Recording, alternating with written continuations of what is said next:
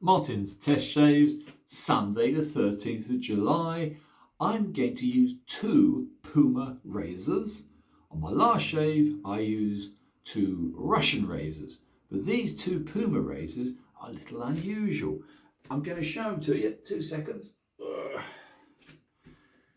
Now both these are the 1938 model. Doesn't mean they were made in 1938, but they're a 1938 model.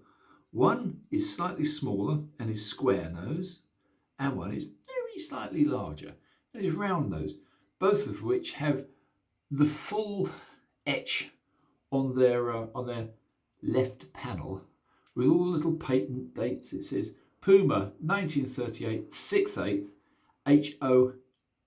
HOHL Puma Solingen with all its patents. And the other one is a 5/8 actually, yes. This is the Puma square nose 5/8. So we have a 5/8 versus a 6/8.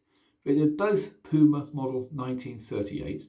They've both got their rubber gaiter, which is quite rare. The reason I'm using these today is because, being an idiot, here's their cases. But the cases, I didn't mark which model belonged to which. So I know one is on a 12K edge and one's on a 20K edge. And I don't know which. So I thought we'd have a little shave and test and see if I can tell. The other thing I would say is stropping. When you're stropping, always a good idea. I hang my strops in the bathroom. Always a good idea to wipe them first with your hand. Just not a wet hand, just a smooth hand. Takes any lingering dust off and gives a very slight touch of oil from your hands, which is a good idea. I'm going to do a bowl lather today. So it's bowl lathering with the Cajun blades. Wonderful. And this is my favourite of all-time aromas. Only the Eric can make this. This is the deer tallow, and this was from last year. This is sandalwood base, and it is unbelievably smelly. In the nicest sense. The best perfume I know. Sandalwood from Eric. He is a magician, an alchemist. I'm going to try and lather up the last remaining amount of this wonderful sandalwood based deer tallow. And I know that I've used it before, I love it. Trouble is, I'm not saying I'm generous by nature, but I did scoop out quite a bit from the little pot which he sent me and gave it to other people to try. Won't do that again. Because all I've got is this, a little tiny half pot. But it has the most significantly wonderful aroma. I mean, sandalwood possibly isn't for everybody, but for me, of all the aromas, sandalwood. Anyway, I'm going to shut up. That's the bowl. It's a yucky bowl. This is a very kind gift from our dear friend in Nottingham. This is a Gary brush. It's a synthetic fibre brush. The only thing I would say is it's extremely heavy. It's made from an aluminium alloy. And if you drop this on your foot, you'd know it.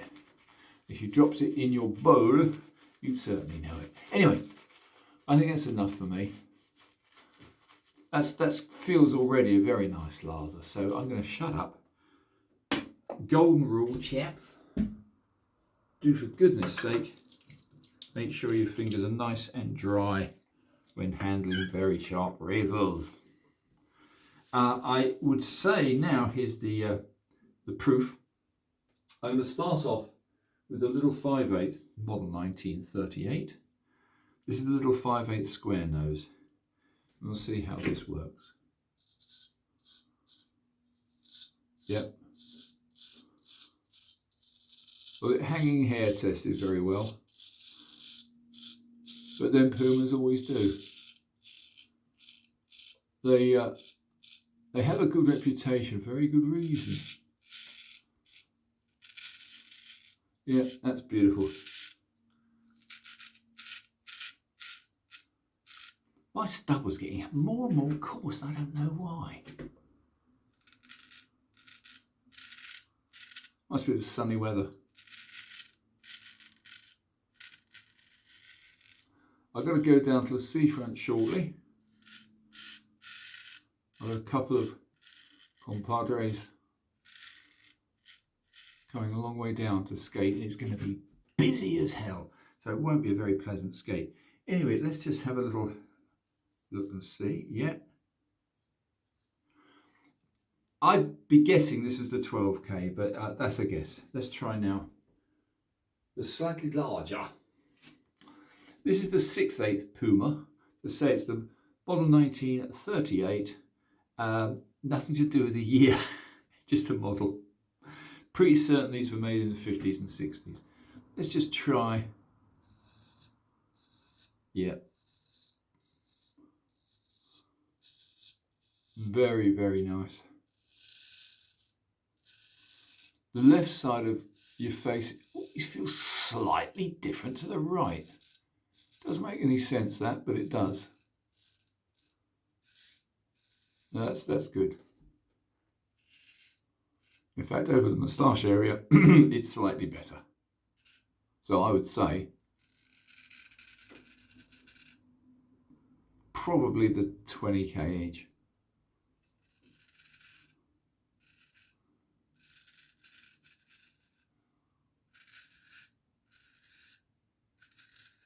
Both razors are performing very well. The 1938 model, it's a bit of a strange choice really, because they are, again, very good quality steel, but I'm not totally in favour in them being smothered, absolutely smothered in etching.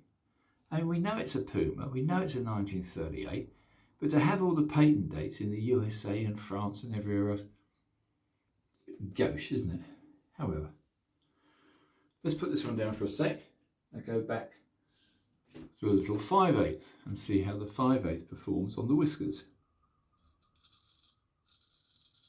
No, very good actually. I can't tell the difference now. No, both are good.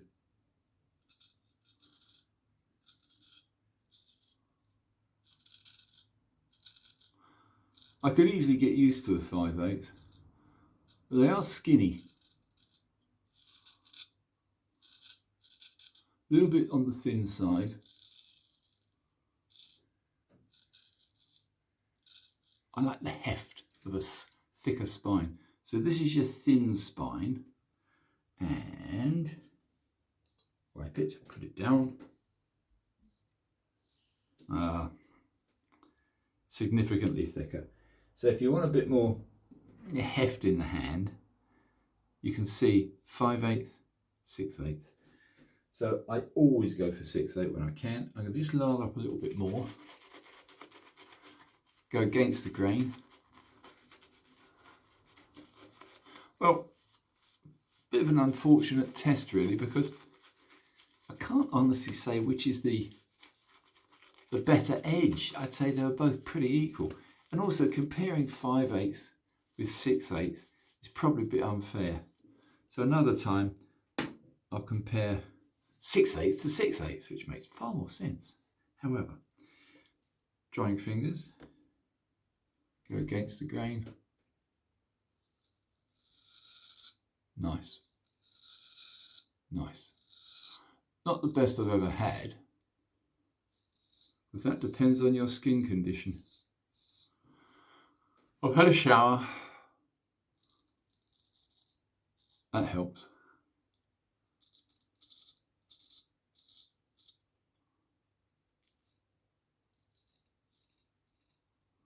Yeah.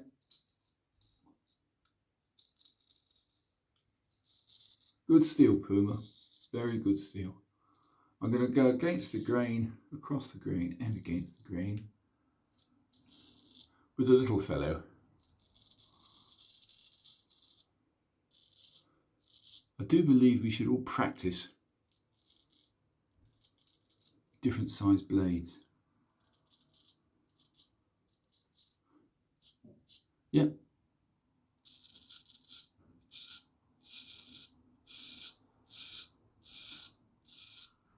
Pretty good, can't complain. One more pass as a third pass, I suppose, but with the little 5/8. For some reason, this is probably made for the American market. They're very, very popular, the square-nosed razors in America. I've always liked square nose.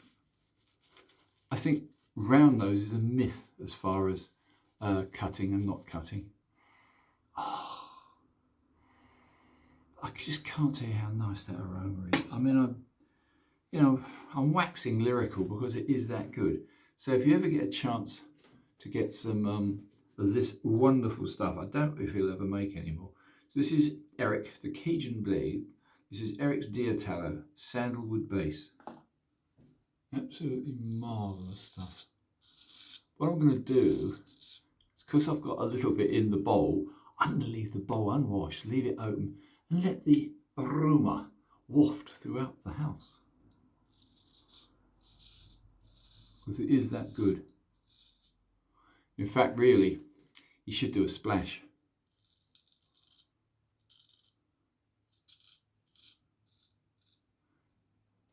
Do forgive me, chaps, if I haven't been keeping up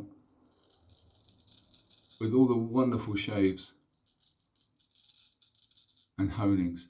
So apologies to Greg, apologies to Sean. I've been out slinging a lot.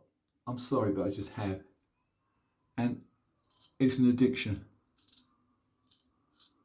I haven't gone beyond really 100 yards yet, so, but I'm old. With young muscles, 200 metres is perfectly feasible. 200 metres, being hit with a rock from 200 metres be quite interesting. But yeah, I'm not going to whack on about my addiction. Just to say that I've always been a sort of a weapons person, and archaic weapons are fascinating. Anything like straight razors that build skills. It's all about skill building.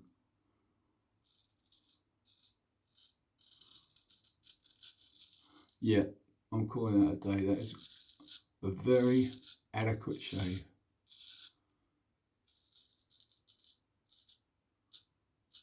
I would say it's BBS. So, chaps, without further ado, let me just touch on the fact that if you really want to put away a razor, probably a good idea, if it's going to go away for a long time, to give it a good little strop before you put it away, because the stropping, if nothing else, will make sure that the edge is perfectly smooth and perfectly good, and also perfectly dry. I've touched on before, when you put razors away, the other thing you've got to do is to get some pipe cleaners. The pipe cleaner goes straight into the scale, any residual dampness is removed, and then you can pop her away. I'm going to give this one probably a very light strop, maybe as little as 10 or 12 strokes, just to ensure that it goes away rust free. These are peculiar because I think I'm right in saying Philharmonica did the same. You'll note there's a cutout in the scales for this silly collar, the rubber collar, to fold into, thus, which of course isn't necessary on a razor without rubber collars. Does the rubber collar, well, yeah, of course it does, but you know, it's not really necessary. But it was a fashionable thing to do in the 1960s, 1950s. So, probably even later. So, I would say though, if you can pick up one of these babies with a completely intact rubber gaiter or rubber collar, worth having. Very nice razor. Ooh, I was reaching for this. Let me just make sure this one is dry. I'll give it a very quick strop on a Kaneyama and pop it away. Anyway, that's it, guys. Splash wise, what should we have today? You know, I'm going to revert to the cella, because I haven't got a splash specifically for the Cajun blades. Just put a little tiny bit of that on. Oh, that woke me up. Anyway, I hope this is vaguely enjoyable, slightly informative. Thanks very much for watching. Thanks if you subscribe. Martin's Shave Tests, over and out.